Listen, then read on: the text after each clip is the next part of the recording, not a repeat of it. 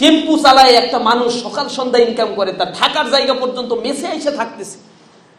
একটা রিক্সাওয়ালা রাস্তার পাশে যিনি হচ্ছেন টঙের দোকানের চা বিক্রি করতেছেন, কত কষ্ট করে কয়টা টাকা ইনকাম করতেছেন, আর এই চান্দাবাজরা সেখানে গিয়াও 200 টাকা নিয়ে আসতেছে। চোখের পানি মানুষের পরে অভিশাপ হয়ে এদেরকে ধ্বংস করে ছাড়বে। আওয়ামী লীগকে ধ্বংস করে ছাড়ছে না? চাঁদাবাজদের কোনো ঠাই হবে না এই বাংলাদেশে। টেন্ডারবাজি, চাঁদাবাজি, লুটপাট করে এই স্বাধীন বাংলাদেশে 50 বছরে যতটুকু আগানোর কথা ছিল, টেনে টেনে শকুনের মতো টেনে টেনে টেনে টেনে নিয়ে গেছে। এরা দেশকে আগাইতে দিতে চায় না, বারবার ওই 70, 72, 80 এদিকে চলে যাবে। একটা জাতি পিছনের দিকে গেলে কখনো আগায়? জাতি তো আগাবে সামনের দিকে।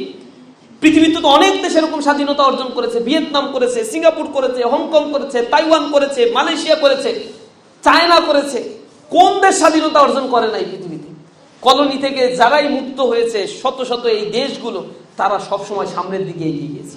লোডশেডিং কিংবা ঘরের বাইরের তীব্র গরমে ওয়ালটন রিচার্জেবল ফ্যান থাকলে থাকবে শুধু বাতাস আর বাতাস। খালি সার্টিফিকেট নিয়ে বসে থাকলে চাকরি যেমন হয় না, যোগ্যতা লাগে, তেমনি ভাবে কর্মী হয়ে জান্নাতে যাওয়া যাবে না। কর্মীর কাজটা করতে হবে। কর্মী হয়ে খুব ডাটে ঘুরে বেড়ে না, আমি তো শিবিরের কর্মী, মানে জান্নাতের টিকিট তো মনে হয় কনফার্ম পেয়ে গেছি। কিন্তু না রে ভাই, জান্নাতের টিকিট কর্মী আর সাথী সদস্য হইলে পাওয়া যায় না। জামাত আর শিবির করলেই জান্নাতের টিকিট পাওয়া যায় না। কাজের মাধ্যমে জান্নাতের টিকিট নিশ্চিত করতে হয়। আদর্শকে কখনো মুছে দেওয়া যায় না। হিংসা বিদ্বেষ দিয়ে কোনো আদর্শকে ধ্বংস করা যায় না। যেটাই আওয়ামী লীগ 15 বছর রাষ্ট্রের সকল যন্ত্র সব কিছুকে ব্যবহার করেও সাপ্রেস করার চেষ্টা করেছে, পারছে ইসলামী ছাত্র শিবিরকে দমন করতে?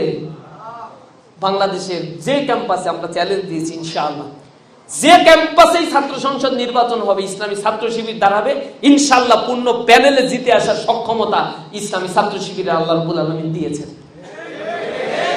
এটা এমনি এমনি হয় নাই, আমাদের ত্যাগের বিনিময়ে, শহীদের রক্তের বিনিময়ে।